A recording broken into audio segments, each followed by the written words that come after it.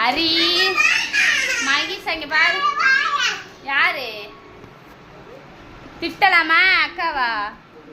இங்க வா. ஓவர் சேட்டை. என்ன பார்க்கணும்? ஏய் கம்முன்னு இருடி. கீழே இறங்கேண்டி. நீதான் ஏண்டி இவ்வளோ அடம் பண்ற? மகிஷா வர வர ரொம்ப சேட்டை ஹரி. ஐயோப்பா ஹரி என்ன ஏண்டி இப்படி பண்ற?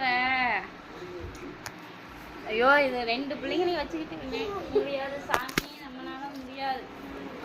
ரொம்ப சேட்டை. நீ கம்மன்னு இருக்கிறியா மைசா? குறும்புல ஏபிசி வீடியோ எடுத்தா ஏபிசி வந்துரும் வாயில.